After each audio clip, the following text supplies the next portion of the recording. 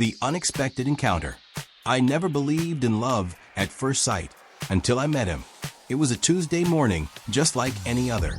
The air was crisp, the streets were alive with the usual hum of the city, and I was running slightly behind schedule. My routine was set in stone.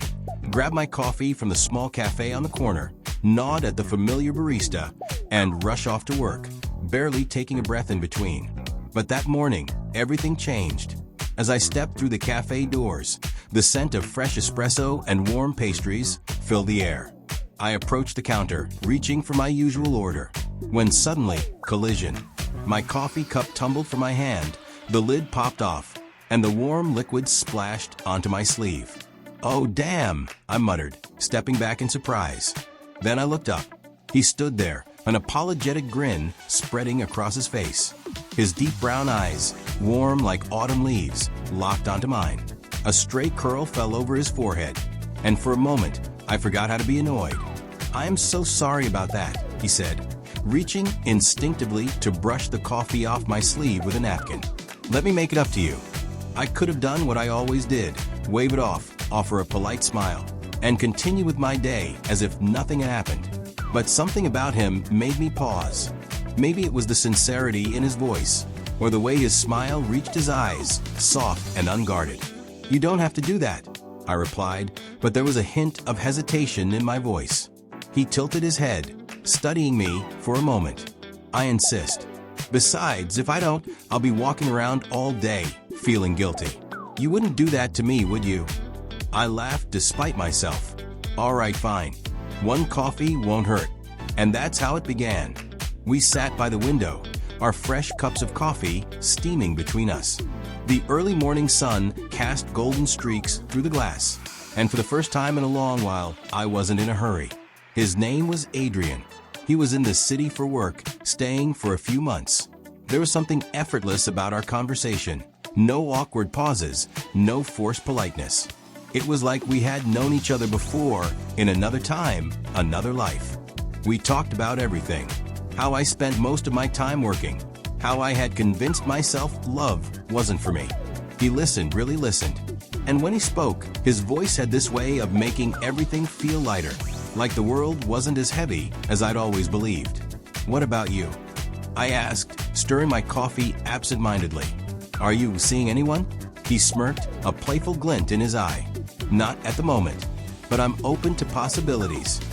I felt my stomach tighten slightly, a reaction I hadn't expected. It had been a long time since I'd felt nervous around someone. I'd had my fair share of flings, brief encounters that burned fast and faded even faster. But this was different. Days turned into weeks. Our coffee meetups became routine, and soon we were spending evenings together too. We explored the city, tried new restaurants, wandered through bookstores. It was easy, natural. I found myself looking forward to seeing him, craving the way he made me laugh, the way he made me feel seen.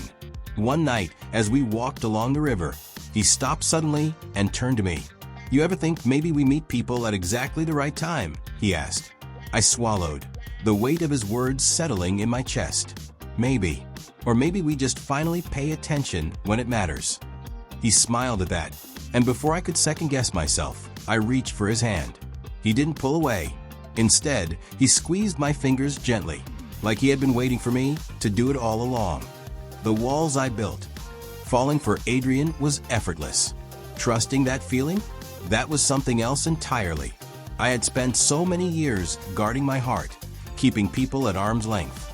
I had convinced myself that love wasn't for me, that it was something fleeting, a momentary spark that could only burn out. Each relationship had felt temporary, nothing more than a distraction. And with every passing year, the walls around me grew taller, thicker. I didn't even realize how much I had shut myself off until Adrian. But with him, it was different. It didn't happen overnight. No grand gestures, no rushing into anything. It was slow, like a gentle tide, the way he entered my life. We started with small things. Coffee meetups, walks through the park, late-night conversations that would stretch on until the early hours of the morning, talking about everything and nothing at all. And each day, I found myself looking forward to seeing him more. I began to notice little things. The way his laugh filled a room, how his eyes lit up when he spoke about his passions, how he'd look at me like he could see right through the walls I'd carefully built around myself. At first, I resisted. I told myself it was just another phase, another connection that would fizzle out like all the others. But I couldn't shake the feeling that maybe, just maybe, there was something real here. One night, after another long walk through the city, we found ourselves standing by the river, watching the water ripple in the moonlight. There was a quiet between us, a space that felt both comfortable and charged with something unspoken. I could feel my heart racing, the walls inside me starting to crumble, piece by piece. Adrian turned to face me, his voice soft but certain. "You're afraid," he said, like he already knew the answer. I swallowed hard, trying to steady my breath. I hadn't said it out loud, but the fear was there. Fear of getting too close, of letting someone in after all these years. But the truth was, I wasn't afraid of him. I was afraid of what it meant to trust someone, to let myself be vulnerable. "Yeah," I admitted, my voice barely a whisper. "I am." He didn't push, didn't rush to fix it. He just nodded, understanding in his eyes. "You don't have to be fearless," he said gently, stepping closer to me. "I just need you to be here, with me, right now." There was no pressure in his words, no expectation. It was like he was asking me to show up, not as some perfect version of myself, but just as I was. And in that moment, I realized I didn't have to carry the weight of my past anymore. I didn't have to hide from what I felt. I reached out, tentative at first, and brushed my fingers over his cheek. He leaned into the touch, his breath shallow for a second, and for the first time in so long, I felt seen. Not just by him, but by myself. I was ready to let go of the fears that had kept me from truly living. "I'm trying," I whispered, the weight of everything I had been holding onto suddenly feeling lighter. He smiled then, a soft, reassuring smile that made my chest tighten in a way I couldn't explain. "That's all I need," he said, and it felt like a promise. I wasn't sure if I was ready to dive in completely, but I was ready to try, and that was enough. As we stood there, in the quiet of the night, I realized something. The walls I had spent so many years building were not as strong as I had once believed. They were made of fear, of doubt, of past hurts I had never fully healed. But with Adrian, I felt the possibility of something new, something real. I was still scared, still unsure of what the future held. But in that moment, with him standing beside me, I knew one thing for certain. I didn't want to run anymore. Letting go and holding on. It wasn't easy. Letting go of the past never is. As much as I had convinced myself that I was ready to love, I still found myself holding back. My mind kept replaying old patterns, the ones I'd grown so used to, the ones that told me love would eventually hurt. I'd spent years protecting myself, building walls around my heart. And even with Adrian, even with all the signs that something real was here, I couldn't help but question whether it was too good to be true. But Adrian, he never wavered. He didn't rush me, didn't try to force anything. He just stayed there, by my side, day after day. Slowly, I began to realize that the love he offered wasn't conditional. It wasn't about proving anything or rushing towards some end goal. It was about being present, about showing up no matter what. One evening, we sat in the park, the last light of day fading into the soft purple of twilight. The air was warm, the kind of evening that felt like it could stretch on forever. We were quiet, but not uncomfortable. I didn't feel the need to fill the silence with words. Instead, I focused on the sound of Adrian's breathing, the way his presence seemed to ground me, as if he was teaching me how to just be. "You know," he said, breaking the quiet, "I never thought I'd find someone like you." I glanced at him, unsure if I had heard him right. "Someone like me?" He nodded, a smile tugging at the corners of his lips. "Yeah, someone who makes me want to slow down, take my time. It's easy to get caught up in the rush of things, in the next step, the next goal. But with you, I feel like I don't need to be anywhere else." His words landed softly, but deeply, and for a moment, I wasn't sure how to respond. My heart swelled, and yet, there was still that part of me that wanted to retreat. to protect myself, to run. I don't know if I'm ready for this, I admitted, the vulnerability of the words surprising me. For us. He didn't flinch, didn't pull away. He simply turned toward me, his eyes soft but steady. You don't have to be ready. You don't have to have it all figured out. You just have to be here, with me. And in that moment, I realized something. Love wasn't about having all the answers. It wasn't about perfection. It was about choosing to be present, choosing to show up for each other, even when it was hard, even when the past still haunted me, and the fear of getting hurt lingered in the back of my mind. With Adrian, I felt like I could finally let go of the need to control everything.